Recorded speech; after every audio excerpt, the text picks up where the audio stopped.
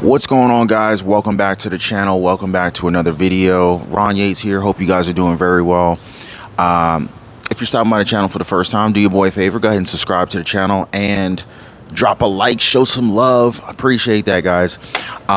Several things I wanted to talk to you guys about today. So I got a question just a couple of days ago off of a previous video. We were talking about net worth and the average net worth for Americans at different age groups and how to increase your net worth as quickly as possible. But one of the questions that I got was about whether or not your house should be included in your net worth calculation. And I want to say that comment came from a YouTuber by the name of Mankind. I forget the exact name, but I want to go ahead and answer that question. But before I do, Bank of England announced that they are increasing their interest rates by another 0.25%. Notice, the United States Federal Reserve, Fed Chair Jerome Powell, increased interest rates about, a week ago, 2 weeks ago, 25 basis points or 0.25%. So again, this is the Fed trying to tackle inflation and trying to bring those CPI inflation rate numbers down. Thing is inflation is coming down. But the Fed was disappointed by the jobs report that came out recently. Now, if you guys remember, the jobs report that came out last week, or earlier this week rather, it came out reporting that estimates were that 180,000 jobs were expected. But this labor market is so freaking strong right now. In spite of the fact that there's tons of layoffs from many different companies, Walmart, Microsoft, Google, FedEx, Amazon, you name it, the labor market is still very strong. What kind of jobs are there making up this 254,000 jobs that actually were obtained by the American population? I don't know what kind of jobs those were, but the simple fact of the matter is that the numbers were way higher than what the Fed was expected. It was way higher than what economists were expecting. 254,000 jobs, but they were expecting 180. That's a huge hike. Thank you for taking care of my coffee, baby. You're welcome.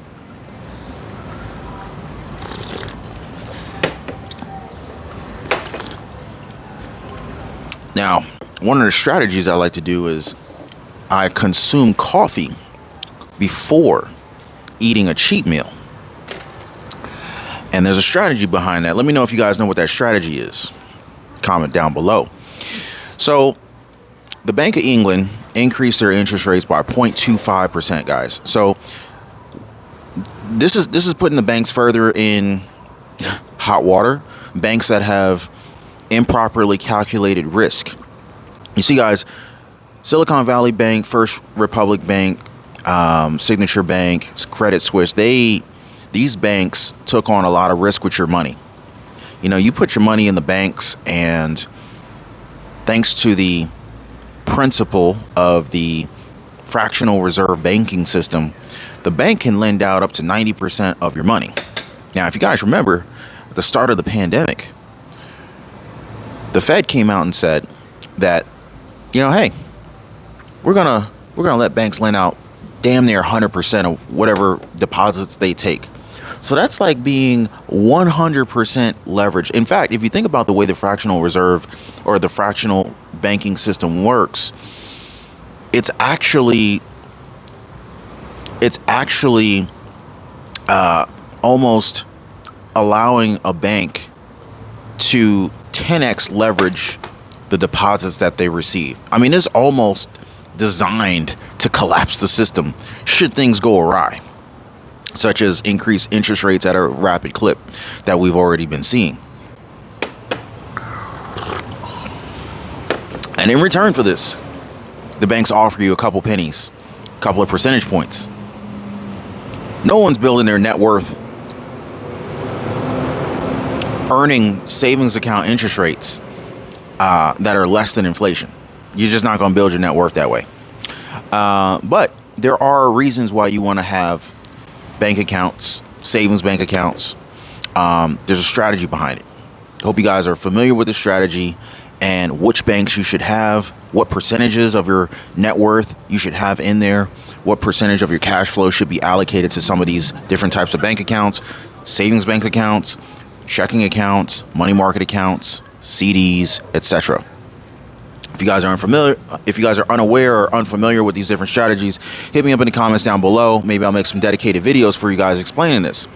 Now, as the Federal Reserve increases interest rates, it is putting pressure on the banks. And these banks are really caught between a rock and a hard place. As these interest rates go up, it's making mortgage payments go up because the amount of the rate of interest that banks charge each other for borrowing money becomes more and more expensive. So of course they're going to pass this cost on to the consumer. You're going to see in credit cards, the credit card interest rates will be going up. They will continue to go up.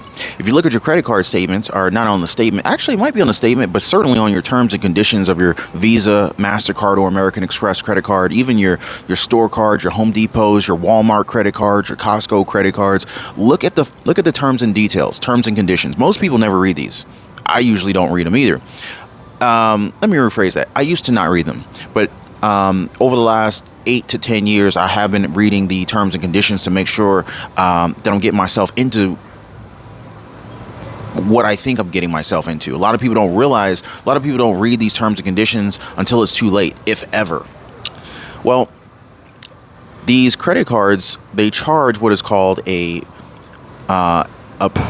charge basically, they tack on their interest rate on top of the prime rate. So whatever the prime interest rate is, they're going to charge you that plus their premium. And that premium is where their profit comes in.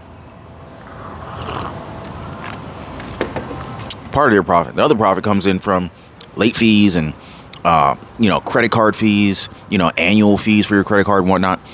But anyway, so as the Fed is raising interest rates, they're trying to combat inflation because why? Well, Americans are losing their purchasing power of the American dollar. But at the same time, the dollar is actually becoming stronger against other currencies. Now, how does this affect us? Well, it really doesn't affect us that much unless you purchase things overseas, or you're a small business owner, you're a business owner, an entrepreneur, and you're selling products overseas, and a lot of your customer base is buying outside the country. And the reason why this matters is because as our dollar gets stronger here, the value of the dollar gets stronger here, it makes it more expensive for other countries in other currencies to buy our stuff. All right. So the Bank of England, they're raising their interest rates in tandem with the United States here, with the Fed here. And what happens is currency values are always compared in relation to other currencies, meaning the US dollar's value is always going to be compared to another currency, such as the euro. You'll always see the US dollar compared to the yen or the ruble or the peso.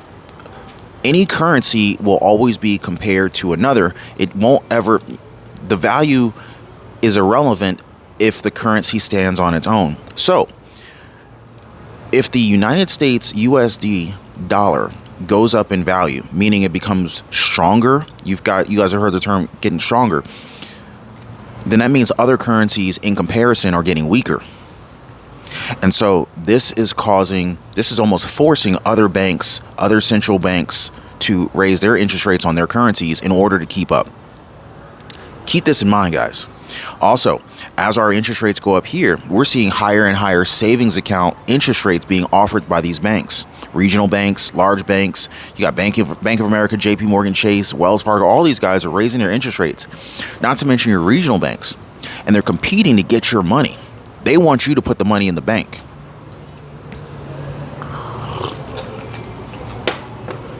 We will reach a point where the banks can't keep doing this.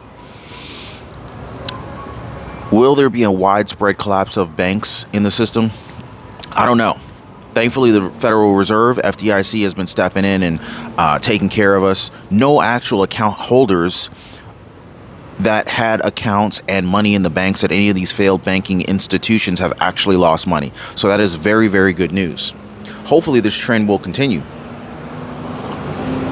But let me get back to my man's question. He asked, should we consider net worth? Should you consider your personal residence in your net worth calculation? Now, a brief overview, just a quick recap. Your net worth is nothing more than your assets minus your liabilities. So let's just assume that your only asset is your house and it's worth $500,000. And let's just also assume that the only liability, the only debt you had is on that house in the form of a mortgage, and that mortgage is $400,000. So your $500,000 house minus your $400,000 debt mortgage is a $100,000 net worth, right? Now, question he asked is, should this be considered in your calculation? Well, I think it depends.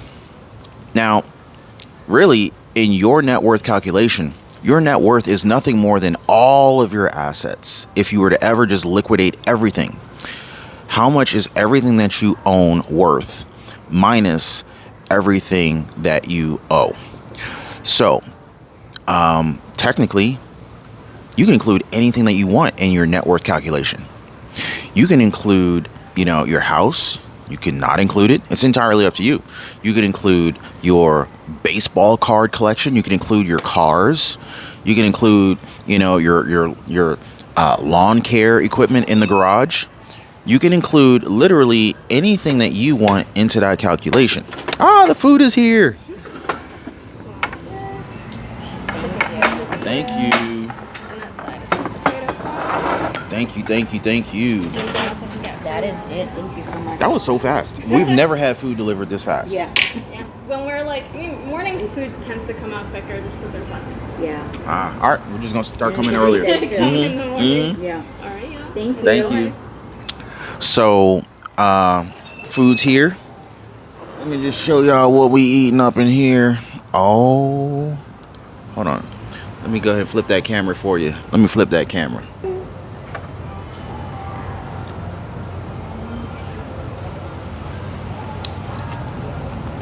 So your boy got some my girl got some quesadillas. We had the wheat bread. I didn't even destroy that yet. I'm gonna get to that in a minute. Got the sweet potato fries, and I got a house salad with balsamic vinaigrette dressing on it. And this is the classic burger. This is one of the best burgers you guys are gonna find, guys. I'm talking protein. Trying to eat a little bit clean. Trying to eat a little clean. I'm just saying, though. Okay. So, back to the topic at hand. All right. Do you include your house in your net worth? It's entirely up to you. Now, there may be some rare situations where, your net worth, if you ever needed to go to an accountant and they said, hey, what's your net worth? Chances are your accountant's going to consider your property, your personal residence in your net worth. However, let's just say you got a business, or let's just say you're trying to open up a franchise. You want to buy into a franchise. I think Chick-fil-A has a franchise. I think for Chick-fil-A's franchise financial requirements state something like you got to have at least $1 million net worth. Maybe it's $2 million net worth nowadays with inflation. You might also need at least $1 million liquid out of that net worth, right? So what that would mean is, let's just say you got a $2 million net worth. Let's just say Chick-fil-A says, hey, you can include your home in that net worth, right? If your house is $1 million and you only owe, $200,000 on that, well, you got $800,000 in net worth coming off of the difference between the value of that home. Did I say $2 million house? Did I say $2 million? No, $2 million net worth. All right. So you got so let's just say Chick-fil-A says you need to have a $2 million net worth, but out of that you need to have at least $1 million in liquid assets, liquid cash, or assets that are considered to be very liquid, right? So to hit that $2 million net worth, let's just say you got a $1 million house, you owe $200,000 on it. So you got $800,000 right there in net worth just from that house, right? Then let's just say you got some stocks, you got index funds, mutual funds, between your Vanguard account, your M1 Finance account, your ETFs and your ETFs in your E-Trade account, Fidelity, Robinhood, your Moomoo account, all of those, and all of those total $1.2 million, right? So that would mean that you've got, between stocks, ETFs, index funds, mutual funds, you got $1.2 million right there. Then you got the equity, which is, coming from your primary residence. Now you're at $2 million net worth. And out of that $2 million, $1.2 million is very liquid. So you would effectively meet that net worth and cash liquidity requirement of that particular franchise. So the bottom line is this. Your net worth is a very good... Oh, we're good. Thank you. So the bottom line is this. So your net worth is really, for the most part, it's a metric for you. It's like a gauge on your car. It lets you understand, are you moving in the right direction? If your net worth is constantly declining, you're likely moving in the wrong direction. If your net worth is increasing quarter over quarter, it's going to fluctuate. Markets fluctuate, asset values fluctuate. All of your accounts in your M1 Finance, your Fidelity accounts, your company 401k plans, those are all going to fluctuate. So I tend to not freak out if my net worth is going down for a short period of time, knowing that the long-term trajectory is that it should be going upward. So if you're looking at your net worth every 3 months, I would say that every 3 months, hopefully it's going in the right direction. If you see 3 months in a row of it going down, you probably need to really look at what is happening in your financial world and troubleshoot and figure out, okay, how do we get this thing to go back up? Have our expenses increased too much? Has our income gone down? Is it a combination of both? These are the things that I'll be thinking about. So anyway, guys, I just want to leave you guys with this. If you're stopping by the channel again for the first time, please consider subscribing. Drop a like for the video. Let me know what kind of questions you guys have. I love to hear from you guys. And also let me know, what you think about what we ordered today. I'm going to see y'all on the next one. Be safe.